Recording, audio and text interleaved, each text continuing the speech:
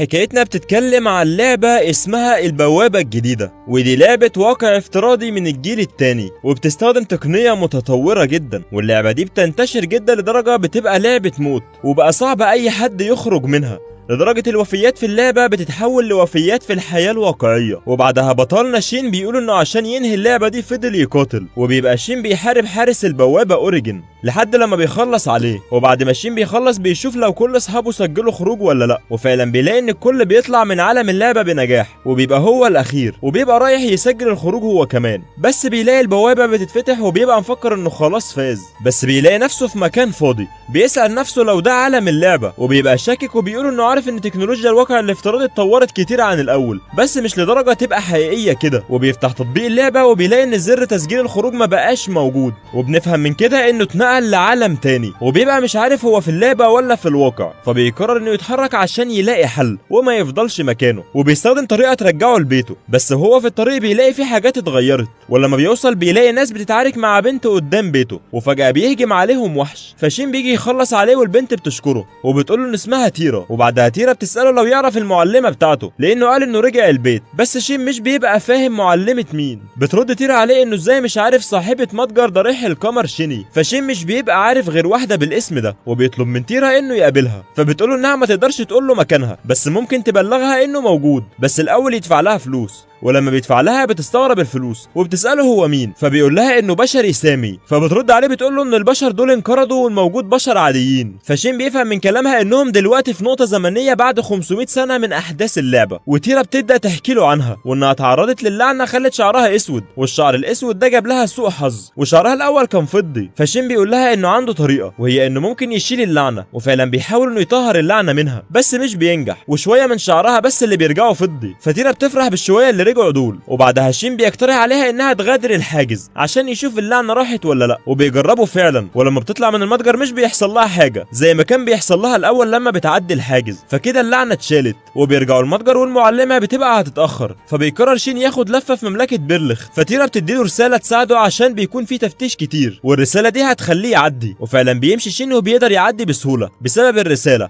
لحد لما بيوصل نقابة المغامرين، وبيروح عشان يسجل كمغامر في النقابة، بس التقديم بياخد يوم كامل لحد لما بيتقبل، فبيفضل قاعد مستني لحد لما بيقابل زعيم النقابة واسمه بارلوكس، وبيبقى الزعيم عايز يشوف رسالة التوصية من ضريح القمر اللي معاه، وبيسأله مين اداهاله، وبيشرح له ان الرسالة دي بتسمح له يدخل اماكن كتير من غير تفتيش، وممكن الرسالة دي في بلدان تانية تخليه يقابل الملك لانها اكتر وثيقة تعريف موثوق فيها، وبارلوكس بيقول له انه لو مش هيقدر يحمي الرسالة فيقطعها لان في كتير هيحاولوا يسرقوها منه، فشين بيقول له ان طالما تيرا ادتها له فهو هيبقى قد ثقتها، وبيرجع شين اوتيل ينام فيه لحد الصبح عشان يستلم بطاقة النقابة، ولما بيجي الصبح بيروح يستلمها، والمفروض ان كل لما يعمل مهمة هياخد نقط، وبيروح يدور على المهمة، والمهمة هي حصاد عشب هيلك، واثناء لما كان بيدور بيلاقي وحش اسمه سكالفس، والمستوى بتاعه بيكون 359 واللي بيكون قوي جدا، بس شين بيهجم عليه وبيخلص عليه بكل سهولة، وبياخد منه الحجر الكريم اللي فيه، وبيرجع شين القلعة وبيلاقي ناس متجمعة وفي ناس مضروبة، فبيسأل فيه ايه، فواحد بيقول له ان المضروبين دول اتعرضوا لهجوم من سكالفس، وبيقول له ان كان في سيف بيطير في الغابه الشماليه، فبيساله لو يعرف حاجه عن الموضوع، بيرد شين انه كان بيجمع عشب الهلك، وبيكون شين اللي رمى السيف بس بيعمل انه عبيط ومش عارف مين اللي رماه، وبيرجع عند السيليكا وبيلاقي في ناس كتير متجمعه بسبب سكالفس، وهو بيبقى رايح يقدم بلاغ وهو انه هزم سكالفس وحصل منه على حجر كريم، وبتبقى سيليكا مش مصدقه انه هزمه، وبتيجي صاحبتها إلس وبيبقوا مش مصدقين، فبياخدوا الحجر عشان يتاكدوا منه، وإلس بتقول له انه لو فعلا هزمه فكده قوه شين كبيره جدا بتساوي قوه مجموعه محاربين من الرتبه ألف، بيرد شين عليها انها تخلي الموضوع سر عشان مش عايز يجذب الانتباه ليه، وبيروح يستنى لحد لما الحجر يتفحص، فبيجي واحد اسمه فيلهلم يقعد معاه وبيساله لو هو مغامر جديد، بيرد شين عليه انه بقاله 3 ايام، وبيبقى فيلهلم مستغرب ان شين مش خايف منه، فشين بيساله ليه المفروض يخاف منه اصلا، بيرد عليه بيقول له انه بيتصف بفيلهلم مصاص الدماء لانه بيصطاد كتير من الاموات الاحياء، فبيساله شين بيقول له عشان كده بشرتك فاتحه، ففيلهلم بيضحك وبيعرفه على سيفه والقدرات اللي بيعملها وبيقعدوا ياكلوا مع بعض. وبعدها شين بيروح يزور مكتبه وبيجيب كتاب تأسيس بيرلخت وهو بيقرأ. وفي الوقت ده نقابة المغامرين بيكونوا عاملين اجتماع خاص بيتكلموا فيه عن شين عشان هزم سكالفيس. وبنرجع بعد كده لشين اللي بيكون شايف ان جمع المعلومات صعب، فبيروح ياخد بريك وياكل حاجة. وبيكون في بنت صغيرة بتبص له فبيديها من اللي بياكله، والبنت بتاخد منه وبتقول له ان اسمها ميلي. والشين بيكون فاكرها ضايعة بس بتطلع جاية مع فيلهم، وهو كان بيدور عليها وبياخدها وبيمشي. بس ميلي بترجع لشين عشان تودعه، بتقول له حاجة غريبة في ودنه، بتقول له انها عايزاه ينقذ ثعلبة في الغابة الشمالية. وبيرجع شين وهو بيفكر ليه ميلي قالت له هو. وبيرجع الصبح يروح لتيرا عشان يديها سيف شيني القمر الازرق، وبيقول لها ده اللي هيأكد له لو شيني هتفتكره ولا لا. وبيديها رسالة احادية عشان تعرفه لما توصل شيني. وبيطلع من عندها وبيقول انه في الغابة الشمالية، بس ما عندوش فكرة هينقذ الثعلب ازاي. بس هو ماشي بيسمع صوت بيقول له غادر، لكن شين بيفضل مكمل عادي لحد لما بيوصل لمكان الثعلبة اللي ميلي قالت عليها. وبيلاقيها مسمومة وملعونة فبياخدها يعالجها فبتخف. وبيسمع صوت، وده بيكون صوت الحاجز اللي كان على الثعلبة، وبيبقى فيه وحوش كتير جدا. فبيقرر شين يحاربهم وبيخلص عليهم كلهم. لكن فجأة شين بيطلع له جولم، لكن شين كالعادة بيقدر يخلص عليه وبياخد الثعلبة وبيتحقق منها. فبيلاقيها من ذوي الذيل العنصري، وبيقول انه هيسأل ميلي عنها. وبيقول كمان انه هيقول للنقابة عن الوحوش بس مش هيقول لهم عن الثعلب. وبيقرر انه هيخفي نوعها ويخليها معاه على طول، وبيروضها عشان تبقى بتاعته وبيسميها يوزوها. وبيوصل له بعد كده رسالة من تيرا بتقول له انها وصلت الرسالة لشيني. وبيروح النقابة بيبلغهم باللي عمله، وبيدور على مهمة تانية واللي بتكون وريث مهارة، وبتبقى مهمة من غير رتبة. فبيقول ان شكلها مهمة عادية وبتبقى من ميتم الكنيسة، وده المكان اللي فيه ميلي، بكده هيقدر يشوفها تاني. وبيروح فعلا وبيقابل ميلي، وبتبقى فرحانة جدا انها شافته وشافت الثعلبة. وبعدها تيريا راهبة الكنيسة بتقول له المهمة، وهي انها بتدور على شخص عنده مهارة معينة. فبيسألها لو المهارة دي زي الشفاء او العلاج، فبترد على تيريا ان المهارة هي التطهير. وبيبقى الطلب صعب، بس شين بيقول لها انه هيحاول، بس في المقابل عايز يعرف اكتر عن قوة ميلي. فبتوافق وبتقول له ان ميلي بتحمل لقب منشد النجوم عشان بتشوف حاجات غير متوقعة، بمعنى انها بتشوف المستقبل. وبيقدم شين طلب رسمي للمهمة، وبيطلع يقعد مع الاطفال وميلي. فبتيجي بنته وبتسأله لو هو اللي هينقذهم، فبتقول له ان الراهبة قالت ان المكان ده ممكن يتخلصوا منه. فبيسألها ازاي هيتخلصوا من الكنيسة، فبترد عليه انهم هيتخلصوا من الميتم مش الكنيسة، عشان كده الراهبة عايزة واحد عنده مهارة خاصة. وبعد كده شين بيدخل يقابل الراهبة لاسيا، ودي هي اللي شين هيعلمها مهارة التطهير. فبيدخل فيلهم عليه وبيسأله لو هو المغامر اللي قبل المهمة، وبيسأله كان ايه اللي عايز يوصل له. وبيقول لتيريا انها ما ينفعش تثق في حد. بترد تيريا ان ميلي قالت انه شخص كويس. ففيلهم بيسأل ميلي لو كانت شايفاه كويس، فبترد عليه انها شايفاه كويس فهو بيثق في كلامها. وبيبدأ شين يشرح التطهير للاسيا، وبيقول لها انها لازم تهزم 200 من الاموات الاحياء واللي مستواهم بيفوق ال 150. وفيلهم بيقول لهم انه هيجي معاهم، وبتبقى المهمة هتبدأ الصبح. فبيروح شين يرتاح شوية، فبيلاقي فيلهم بيقول له انه عايزه، وبيقعدوا وبيسألوا لو هم من المختارين. بس شين مش بيبقى عارف يعني ايه مختارين اصلا. بيوضح له فيلهم هم ايه، وبيقول له ما يقولش لحد لان مش كتير يعرف عنهم. واثناء ما كانوا قاعدين شين بيوصل له رسالة من تيرا، وهي ان شيني هترجع اول لما تخلص اللي بتعمله. وبيبقى هو وفيلهم معاهم رسالة من ضريح القمر، وبيروحوا هم ولاسيا عشان المهمة. وبتبدأ انها تحارب الوحوش عشان توصل للتطهير، لحد لما شين فعلا بيقول لها انها كده اتعلمت مهارة التطهير. ولاسيا بتفرح لانهم كده هيقدروا ينقذوا الميتم، وبيبقوا خلاص هيرجعوا عشان خلصوا. بس بيلاقوا حاجة غريبة في السماء. بعدها فيلهم بيقول ان دي المادة السحرية اللي بتحرك الاموات الاحياء. وبعدها بيظهر لهم سيد سكالفيس، وبتبقى لاسيا خايفة جدا. فشين بيقول لهم يهربوا، بس الوحش بيبقى ليه رأي تاني ومش بيخليهم يهربوا، وبتظهر وحوش اكتر واكتر. وفيلهم بيحاول يلاقي مكان يهربوا منه، بس شين بيقول له انه مش هيهرب، وبيقول ان طالما الختم اختفى فمش هيسمح للوحوش دي انها تمشي بحرية، فلازم انه يوقفها. ففيلهم بيسأله ايه القوة دي كلها، وبيسأله يبقى مين. بس شين بيهرب من السؤال وبيقول له ياخد لاسيا ويوزوها ويهربوا.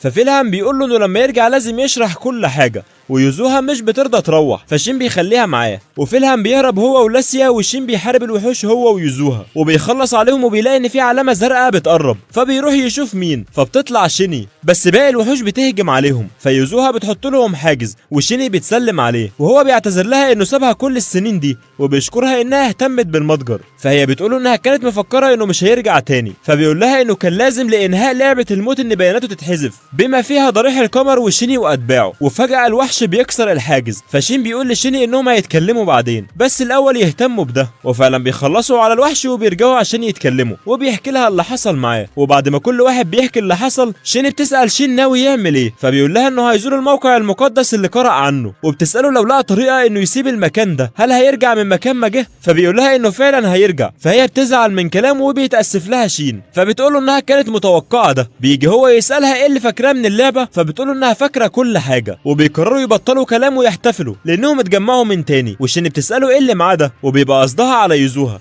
فبيقول لها انها قصة طويلة، بس المهم انهم شركاء وانها من ذوي الذيل العنصري. وبيطلب منها انه يفضل سر ما بينهم. وبيقرروا يرجعوا بسرعة قبل ما النقابة تعرف باللي حصل. وشين بيلحق فيلهام ولاسيا، وبيبقى فيلهام هيتجنن انه ازاي خلص على الوحوش بالسرعة دي. وبيبقى في مجموعة من الناس من المملكة بيشوفوا ايه اللي حصل في الطريق. وبيبقى شين سايب سيفه، فشين امره بيتكشف بسبب السيف اللي سابه، لان واحد من الموجودين بيعرف انه شين من السيف بتاعه. بنرجع بعد كده لفيلهام اللي بيبقى مكبر وشه، وبيقعد شين عشان يحكي له كل حاجة. وبيقول له هو مين وازاي خلى شيني تيجي معاه. فشيني بترحب بفيلهام وبتقول انها مبسوطه انها رجعت وشافته. وشين بيحاول يظهر ان شيني هي اللي هزمت الوحش عشان يبعد الانظار عنه، بس فيلهام مش بيصدقه وبيقول له ان هو اللي هزم الوحش. وبيقول له يحكي له هو يبقى مين بالظبط. فشين بعدها بيحكي له وبيقول له انه بشري سامي. وبعد لما بيحكي له كل حاجه بيساله لو في سجلات باقيه عن البشر اللي من نوعه. فبيرد فيلهام ان في سجلات، والسجلات دي بتتكلم عن مدى قوتهم ومهارتهم في استعمال تخصصهم. ولاسيا بتبقى نايمه وبتصحى تتفاجئ ان شين رجع، وبتتفاجئ اكتر من وجود شيني ومش بتبقى مصدقه عينيها. وبيرجعوا بعد كده الكنيسه، وشين بيدي فيلهام اللي بيوصل الرسائل عشان لو حصل اي حاجه يبعت له. بس فيلهام بيبقى عنده كرامه ومش عايز مساعده. فشين بيقول له انه اول صديق ليه هنا، وان لو حصل حاجه هو هيزعل، فعشان كده بيقول له ياخد الرساله ولو في حاجه يبعت له. وبيمشي بعدها هو وشيني بيرجعوا عند تيرا، وبتبقى تيرا مش فاهمه ليه هم مع بعض. فبيقول لها ان دي قصه طويله هيحكيها بعد الاكل. بس الاول شيني بتقول لتيرا ان شين مالك ضريح القمر، وبتبقى تيرا مش مصدقه اللي سمعته. وبعدين بيقعدوا ياكلوا، وبعد كده شين بيطلع ينام لان بقاله كتير ما نامش. وبيصحى يلاقي يوزوها اتحولت لواحده، وشيني بتبقى هي كمان متفاجئه ان يوزوها بتتحول لشكل بشري. وبيقعدوا يفطروا سوا، وشين بيسال يوزوها ليه كانت في الضريح، فبتقول انها كانت هناك عشان ده اقل مكان مش مريح. فبيرجع يسالها ايه العلامه اللي كانت على الارض، بترد عليه انها ما تعرفش عنها اي حاجه. وبتقول له ان هو اللي انقذها، فبيقول لها انه انقذها بسبب ميلي. فبيقترح عليها انهم يجيبوا لها هديه. واثناء لما كانوا بيتكلموا شيني بتقول لشين انها عايزه انه يقابل حد، والحد ده يبقى جيرارد لانه مستنيه وعايز يشوفه. وبيقرروا انهم كلهم هيروحوا سوا يقابلوه. وشين بيقولوا انه هيروح النقابه بعد ما يصنع شويه سيوف، وهيدور على مهمه في اتجاه فارند عشان يرفع من مرتبته شويه. وكل واحد فيهم بيروح يعمل حاجه وهيتجمعوا في الاخر. وبيروح شين الورشه يصنع سيف، ولما بيخلص صنع السيف بتكون تيرا خلصت لبس عشان تروح معاه للنقابه. وبتبقى تيرا بقالها كتير ما طلعتش بره، وبتبقى فرحانه بالناس وبالمنظر. وبيروح شين يلاقي نفسه اترقى، والنقابه بترقيه بسبب المهمات اللي عملها. وسيليكا بتسال شين مين البنت اللي معاه دي، فبيقول لها ان في بينهم شغل، وبيقول لها انها طالما جت النقابه فهتقدم كمغامر. وبيسالها لو تعرف حاجه عن المواقع المقدسه، بس سيليكا بتقول انه ما ينفعش تقول معلومات للي هم اقل من الرتبه به. بيرد شين انه هيرجع يسالها لما رتبته تعلى شويه. وبيقول لها بعد كده انه رايح فرنيد، فبيسال لو في مهام هناك. فبتلاقي مهمه، والمهمه هي مرافق لعربه البيرون. وبيبقى شين قدامه وقت على ما يروح المهمه، فبياخد تيرا يخرجها لحد ميعادهم ما يجي. وبعدها بيروحوا الكنيسه عند لاسيا، وبيدخلوا عند ميلي وبيلعبوا مع الاطفال. وبعدها بيرجعوا النقابه عشان ياخدوا كارنيه النقابه بتاع تيرا، وبكده هي بقت مغامره. وبعدين بيروحوا ينقلوا ضريح القمر، وبكده بيبقوا مستعدين لمهمتهم. وبيوصلوا بعد كده لاصحاب المهمه عشان ياخدوا بيرون وصاحب المهمه اسمه ناك. وبيركبوا العربيه ومعاهم 2 كمان، واللي بيسوق هو ناك. وبيفضل شين وتيرا طول الطريق يتكلموا عشان يسلوا طريقهم مع ال2 اللي معاهم، وال2 دول من المغامرين برضه. لكن فجاه ناك بيوقف العربيه، فبينزلوا يشوفوا فيه ايه. فبيطلع قطاع الطرق هم اللي موقفين الطريق. فشين بيقول لناك يدخل العربيه وهو هيتصرف معاهم.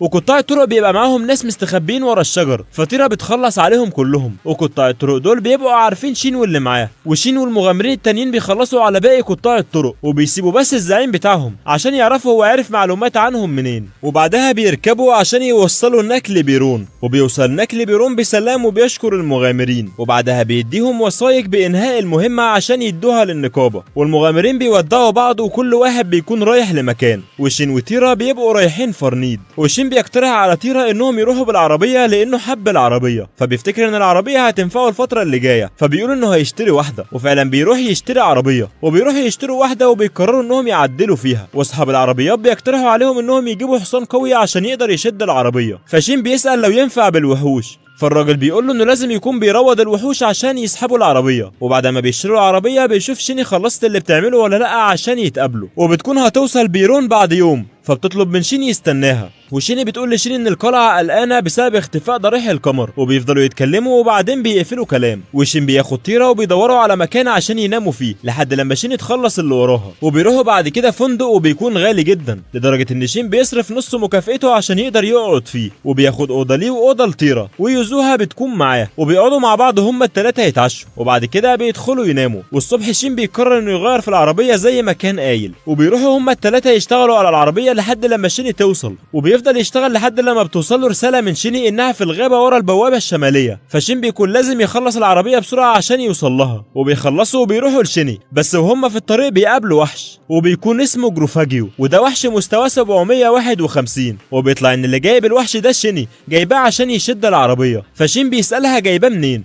فبتقول انها جابته من الجبل المقدس، فشين بيقول لها ان الوحش كبير انه يشد عربيه، بس شيني بتكون عامله حسابها وبتقول للوحش يصغر حجمه، فبيصغر حجمه، وبيطلقوا على الوحش اسمه وميض عشان بيقدر يستخدم سحر الوهم ومهارات البرق، وبيركبوا العربيه ووميض بيسوق بيهم لفرنيد عشان يقابلوا جيرارد، وبعدها بنعرف ان الوحش وميض بيكون عارف تيرا عشان انقذته زمان، ويزوها بتكون هي اللي بتتكلم معاه عشان توصل له الكلام وتفهمه، فشيني بعدها بتفسخ العقد معاه عشان تيرا هي اللي تعمل معاه العقد، وبيقعدوا يرتاحوا، فشين بيسال شيني لو كانت سمحت لتيرا انها تاخد وميض عشان يحميها، فبترد عليه انها عملت كده فعلا لانها مش هتقدر تبقى معاها طول الوقت، فوميض يحميها، وبيكملوا رحلتهم، وبيكون جيرارد باعت لهم حد عشان يوصلهم ليه، وبيكملوا باقي الطريق لحد لما بيوصلوا القصر، وبيقابلوا جيرارد، وشين بيقول له انه ما توقعش انه لسه حي، فجيرارد بيقول له انه ما يعرفش هو ليه لسه حي، وبيبدا يعرفهم على اللي معاه، وشين بيرحب بيهم وبيقول لهم انه بشري، وبعدها بيطلع شين وجيرارد يتكلموا سوا وبيفكروا بعض باللي حصل بينهم زمان، وبعد لما بيخلصوا كلامهم عن ذكرياتهم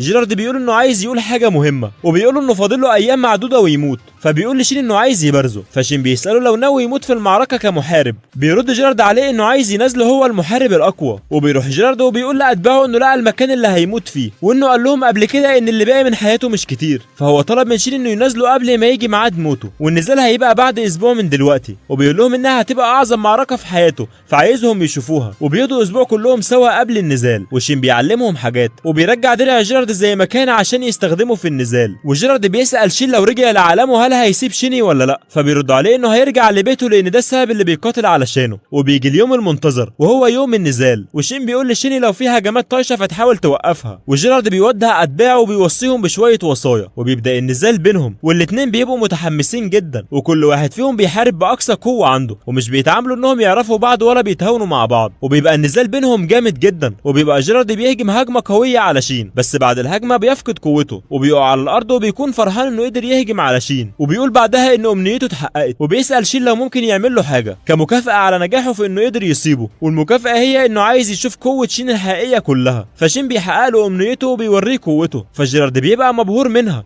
وبيقول انه ما كانش متوقع ان شين بكل القوه دي، وبيموت بعدها جيرارد وشين بيشيله، وبيرجع بعد كده بيه وبيقول لهم يبقوا فخورين ان ملكهم نجح في تنفيذ هجمه ضد بشري، وبيروحوا يدفنوا الملك بتاعهم وهم فخورين بيه، وبيبقى شين زعلان جدا عليه لانه سابه رغم انه كان عارف انه نفسه في كده، بس هو زعلان على فراقه، وبيروحوا تاني يوم مع اتباع جيرارد عشان يقابلوا شفايد، وشفايد لما بيشوف شين بيركع قدامه وبيقول له انه هيخدمه مره تانيه وهيبقى الرمح اللي بيمزق الاعداء، فشين بيقول له انه جاي يتكلم معاه فيسيبه من الرسميات دي، وشين بيحكي له ان جيرارد مات وهو راضي، فشفايد بيسال شين عن اللي ناوي يعمله، بيرد شين عليه انه دور في المكاتب اللي هنا فعشان كده هيروح المكان المقدس مره تانيه، فبيرد شفايد عليه ان هو هيرجع لكلموند، وبيطلب منه انه ينضم ليهم، فشين بيقول انه بقالهم زمان ما طلعوش كفريق، فشفايد بيقول انهم هيستخدموا التخاطر عشان يبقوا على تواصل، وبيمشي شين بس بيرجع عشان يدي شفايد سلاحه الخاص، واللي بيبقى شفايد ما شافوش بقاله فتره طويله، وبيرجع شين النقابه وبيقول انه عايز يرفع رتبته لرتبه جيم، فبياخد مهمه قتل الجوبلين، وبيروح فعلا هو واللي معاه يقتلوا الجوبلين، وبينجحوا في المهمه وبيجمعوا الاعشاب اللي شكلها مش عادي، وبيرجع شين عشان يبلغ النقابه، وبيبقى واخد معاه الاعشاب اللي جمعوها، ولما بيروح بيلاقي ان في رساله ليه من بارلوكس زعيم النقابه في الفرع بتاعهم اللي في فيرلخت، وبيبقى مكتوب فيه انهم عايزينه يروح، وبيرجع شين يحكي للي معاه اللي حصل. فتيرا بتساله ليه القصر عايزه، فبيرد عليها انه ما عندوش اي فكره عن الموضوع. وقبل ما يروح بيبقى جيرارد قبل ما يموت كان مديله حاجه يديها لولف جانج، فبيروح يسلمه الحاجه واللي بتبقى قفازات جيرارد. وبيروح شين النقابه وبيقابل سلكه اللي بقالها مده ما شافهاش، وبيقول له انه جاي عشان يقابل الزعيم. وبيدخل شين عند الزعيم، والزعيم بيبقى عايز يعرفه على اراد، وده يبقى ساحر، وده يبقى اللي بيقيم الاحجار اللي شين بيجيبها. والزعيم بيقول لشين ان اراد قيم حجر الاسكالفس اللي جابه، والزعيم بيقول له ان القصر استدعاه. فشين بيساله عن السبب، فاراد بعدها بيرد بيقول له انه قبل ما يجاوبه فهو بيساله لو يعرف ان في سيف دخل القصر طاير. فشين بيقول له انه سمع عن الموضوع ده. فاراد بيقول له ان السيف ده دخل اوضه امير برليخت الثانيه وسبب فوضى كبيره، بس ما فيش حد حصل له حاجه. وبيقول له انهم لما حللوا السيف والحجر الكريم لقوا فيه حاجات متطابقه زي اثر من الطاقات السحريه، يعني بمعنى انهم شاكين ان هو اللي رمى السيف ده. والزعيم بيقول له ان الاميره ريون هي اللي استدعته بنفسها. وبيبقى شين هيموت ويعرف هي عايزه منه ايه. وبيرجع شين وبيحكي اللي حصل لشني وتيرا. فتيرا بتساله ليه رمى السيف، فبيرد عليها انه ما كانش يقصد انه يرميه. فشين بتقول انهم ممكن يكونوا عايزينه يشتغل عندهم انه يتجوز نبيله مهمه. وشين بيحس انه مش عايز يروح. فشين بتقول انه هيبقى في مشاكل لو ما راحش، وبتقول انه ممكن يقول انها خطيبته عشان ما حدش يجوزه، او يقول انه مخطوب لتيرا. وتاني يوم شين بيروح يقابل الاميره، فبيطلع جدرس يستقبله عشان يوديه للاميره. وبيدخل شين عند الاميره ريون، فشين بيسالها ليه استدعته. فريون بتوريه السيف وبتساله لو يعرف حاجه عنه. فبيقول لها ان ده السيف اللي كان شايله الاسكالفس، وبتقول انها بكل صراحه عايزه انه يقتلها. وشين بيبقى مرعوب انها تقول له تتجوزه، بس بتقول انها هتقتله، فبيفرح بعدها.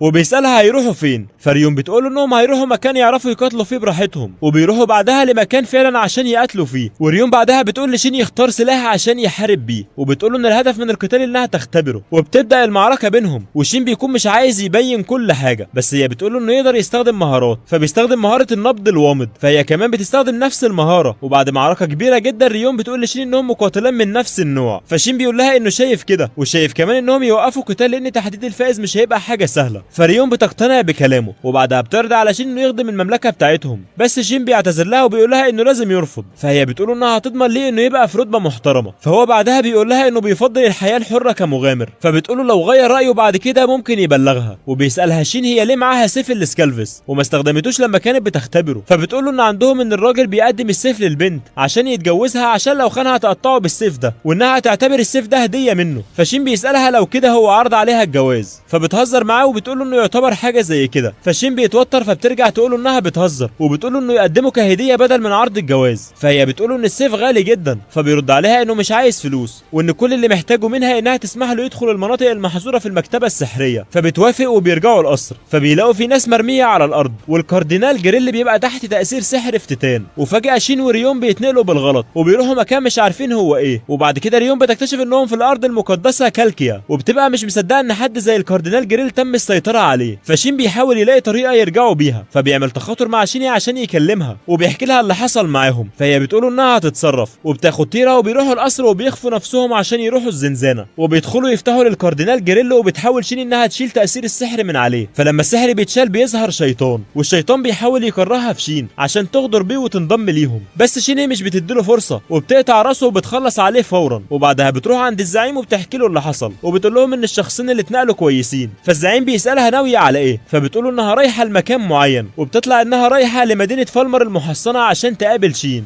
بنروح بعد كده لشين اللي بيسأل ريون لو تعرف اي حاجة عن الاراضي المقدسة. فبتقول له ان الارض المقدسة هي مدينة سقطت خلال عصر الرخاء، وبتقول له انها سمعت ان الوحوش اللي بتظهر هنا عايزة عدة مختارين عشان يخلصوا عليها. وبتقول ان كويس انها اتنقلت ومعاها السيف، وبتبدأ تكلمه اكتر عن الاراضي المقدسة. وبيبقى كل لما شين بيحاول يتحرك بيرجع مكانه تاني، فبيبقى مش فاهم ايه السبب، لحد لما بيعرف ان السبب كرة النور. وبيقول لريون انهم لازم يمشوا ورا الكرة دي عشان يطلعوا من هنا. وبيروح هو يجرب الكرة الاول، فبيلاقيها انها بتنقله لمكان مش بعيد عن اللي هم فيه. وفي المره الثانيه بياخد ريون معاه، ولما بيتنقلوا بيلاقوا وحش عند الزاويه، وبينجحوا هما الاثنين انهم يخلصوا عليه. وريون بتسال شين عن السلاح اللي معاه، فبيقول لها ان ده يبقى كاكورا، وهو سلاح من الفئه الخرافيه المتوسطه. وبيفضلوا كل لما بيمشوا بيلاقوا كره نور، وبيفضل يظهر لهم وحوش. وريون بتتهور وبتهجم عليه من غير ما تفهم، بس بترجع تندم وبتقرر انها تسمع كلام شين. وبيفضلوا ماشيين وبيتعرفوا على بعض، وشين بيسالها لو بتعرف تستخدم اي مهارات سحريه، فبتقول انها بتعرف تلقي تعويذات في مستوى المبتدئين. فشين بيقول لها انه هيعلمها شويه تزييف، واول حاجه بيعلمها تزييف لسحر النار الحقيقي. وبتبقى ريون عايزه ترد الجميل لشين عشان اداها سيف، وكمان علمها حاجات وبيحميها. فهو بيقول لها انه مش عايز عايز حاجه، وكل اللي هو عايزه انها تحمي مملكتها. وفجاه بيقفوا قدام بيضه وحش كبيره جدا، ولما بتنفجر بنكتشف انها ما كانتش بيضه ولا حاجه، ده كان تلج الوحش حامي نفسه بيه. وبيبقى شين مش عارف يقرب منه لان الوحش بيضربهم بالتلج. وبعدها بيحطوا خطه هو وريون عشان يهزموا الوحش، والخطه ان هو هيبقى الطعم وهي هتهجم من ورا. وفعلا بيعملوا كده وبيقدروا انهم يهزموا الوحش هما الاثنين. بس الصدمه هنا ان الوحش بيقدر انه يشفي نفسه، فبيحاولوا انهم يهربوا منه لحد لما بيلاقوا طريقه يهزموه بيها. وبيقرر شين انه هيقاتل بكل ما عنده، وكل ما بيهزم الوحش بيرجع يتجدد تاني لحد لما اخيرا بيقدر انه يخلص عليه نهائيا. وبكده بيطلع شين وريون عشان يروحوا المكان شيني، وشين بيكلم شيني بيقول لها انه هيخيم في البريه هو والاميره لحد لما يوصلوا عندها بكره. وبيخيم هو وريون فعلا، وبيفضلوا يتكلموا لحد لما بيدخلوا يناموا. والصبح بيسمعوا صوت، وبيكون قطيع كبير من الوحوش متجهين لفالمر. وريون بتقول انه ممكن يكون حصل فيضان عشان كده الوحوش اتحررت. وبيوصل شين وريون بعد كده لفالمر، وبيبقوا مستنيين الوحوش توصل. فريون بتقول انها هتروح تقابل اللورد المحلي، وبتقول لشين يبلغ في نقابه المغامرين عشان يقدروا يصدوا غزو الوحوش ده. وبيروح شين وبيقابل زعيم النقابه واسمه بارن. وبارن بيقول لشين انه سمع ان عنده معلومات عن الفيضان. فشين بيقول له ان الفيضان بيتكون من وحوش شبه البشر وهتوصل لفالمر خلال ايام. فبارن بيعلن حاله طوارئ، وشين بيرد عليه المساعده. وبيطلع شين عشان يقابل ريون تاني. واثناء لما كان في الطريق بيشوف متجر اسمه ارض المواء، وبيبقى عنده فضول يعرف ده بتاع مين. وبيكمل طريقه بعد كده فبيقابل بيرت،